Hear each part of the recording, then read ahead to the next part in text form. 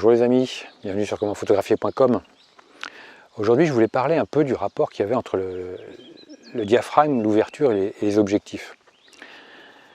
Ce qui se passe quand on achète un objectif, qu'est-ce qui va faire la qualité de l'objectif? Ça va être la capacité de cet objectif à ouvrir, à être lumineux, quelle va être sa pleine ouverture en fonction de la focale si c'est un zoom, quand on a plusieurs focales. Ça va être l'objectif en dehors de sa qualité optique, qui elle aussi est quand même primordiale parce que c'est la base de l'objectif. On va aller capter une image à travers ces jeux de lentilles, mais en dehors de la construction des jeux de lentilles, du poids, de l'encombrement de l'objectif, qui vont faire partie des moyens techniques importants, c'est de se dire que on va acheter un objectif en fonction de ce qu'il va pouvoir faire en termes d'ouverture. C'est vrai qu'on va toujours s'intéresser à l'ouverture d'un objectif, on va rarement aller chercher à voir jusqu'à combien il ferme. Parce qu'on sait que dans certains cas, même si on ferme complètement, on n'aura pas on sera pas net partout, la profondeur de champ ne sera pas complète. Donc c'est vrai qu'on s'intéresse surtout à l'ouverture d'un objectif, parce que ça c'est un signe de qualité lumineuse. Un objectif, par exemple une focale fixe, aura une ouverture beaucoup plus importante qu'un zoom par exemple. Les zooms, on va ouvrir, j'irai au maximum à 2.8, f2.8. Alors que sur une focale fixe, on va pouvoir ouvrir jusqu'à 1.2. 1.2, c'est une ouverture très très importante. Après, certains vont vous dire que ça ne sert à rien d'ouvrir jusqu'à 1.2 parce qu'à ce diaphragme-là, les photos ne sont pas piquées, ceci, cela. Ça c'est du débat pour Noce et Banquet. Je laisse les spécialistes s'écharper à ce sujet-là, moi c'est pas mon problème. J'ai un 85 1.2 et pour moi cette optique-là a une très bonne netteté, un très bon piqué à f1.2. Elle a d'autres inconvénients, notamment au niveau des aberrations chromatiques, dans certaines conditions de lumière, mais autrement pour moi j'ai aucun scrupule à utiliser ces optiques-là à pleine ouverture, malgré ce qu'en disent certains. Donc vous voyez que un zoom va avoir une ouverture qui sera beaucoup moins importante qu'un objectif à focale fixe. Pourquoi? Parce que dans le zoom, on va avoir toute la mécanique nécessaire pour passer d'une focale à l'autre. Donc on a des solutions techniques qui sont beaucoup plus complexes, qui sont beaucoup plus invasives, qui vont prendre plus de place. Donc matériellement, on est contraint, on est bloqué, on ne peut pas offrir une ouverture aussi importante qu'on le pourrait. Ou alors, si on pouvait le faire, ça serait hors de prix. Donc les gens n'achèteraient pas ou ça serait vraiment fait réservé à une clientèle élitiste. Donc c'est pour ça que les zooms, la plupart du temps, vont pas aller au-delà de f2.8. Sur une focale fixe, on n'a pas la même problématique. On est complètement libre. Donc on peut avoir de très grandes ouvertures parce qu'il n'y a pas de pièce en mouvement pour le zoom, on a juste le mouvement de la mise au point, d'autofocus.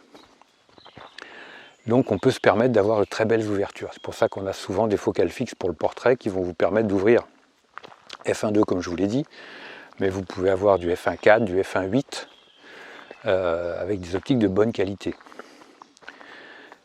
Sur le zoom, ce qu'il faut bien prendre en compte également, c'est qu'on va avoir des zooms avec des ouvertures qui vont être constantes ou pas.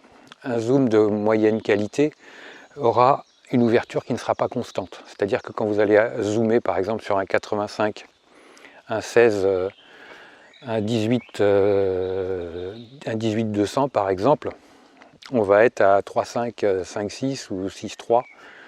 C'est-à-dire qu'à 3.5 on sera en 18 mm et 6.3 en 200 mm.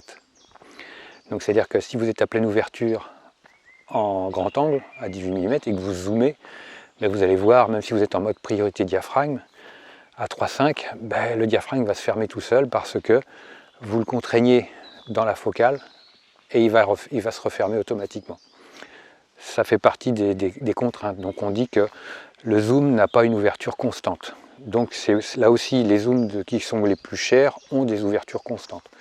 Par exemple, mon 70-200 2.8 chez Canon, c'est un 70-200 qui a 2.8 tant en 70 mm qu'en 200 mm. J'ai un 24-105 f4 chez Sony comme chez Canon. Bon, ben, ça veut dire qu'en 24 mm je suis à f4, en 105 mm je suis à f4. Donc j'ai une ouverture constante, quoi qu'il arrive, ça ne bouge pas. Un 24-70 de 8, vous serez à 2,8 en 24 mm, vous serez à 2,8 en 70 mm. Ça ne bougera pas. Donc vous voyez qu'il y a différents critères, paramètres au niveau de l'ouverture par rapport à un objectif à prendre en compte. Ensuite, quand on a cet objectif, il est important de voir quelle qualité offre l'ouverture par rapport à l'optique. C'est vrai que certains objectifs, chaque objectif est un peu une pièce unique. On peut avoir des disparités d'un diaphragme à l'autre, c'est-à-dire vous pouvez avoir un objectif, zoom ou focal fixe, peu importe, le problème est le même pour tous les types d'optiques, où vous n'aurez peut-être pas forcément les meilleures images à pleine ouverture, mais en fermant d'un cran, 2 crans, 3 crans, vous aurez peut-être une image beaucoup plus piquée en étant un peu plus fermé. Ça va dépendre de l'objectif lui-même, du groupe optique. Donc là, j'avais fait une vidéo à ce sujet. Je vous encourage pour vos objectifs à les tester à tous les diaphragmes.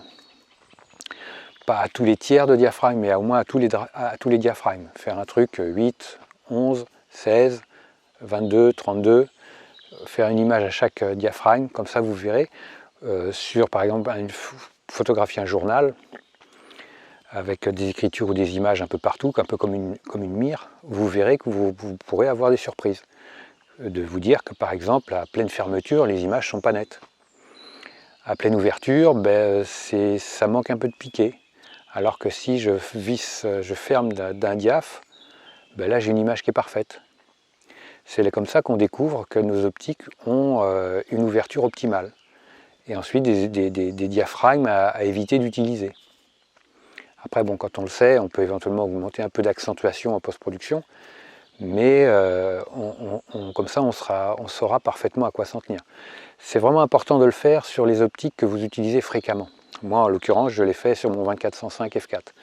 C'est un objectif que j'utilise très souvent, donc je sais que je l'utilise beaucoup à f9 et f11. J'ai testé ça et pour moi, c'est les ouvertures les meilleures pour mon 24-105 Sony par exemple. Mais que f9 est meilleur que f11. Après bon, si j'ai besoin d'être à f11, je me mettrai à f11, mais je sais que f9 est meilleur. Donc je vous encourage à tester vos optiques.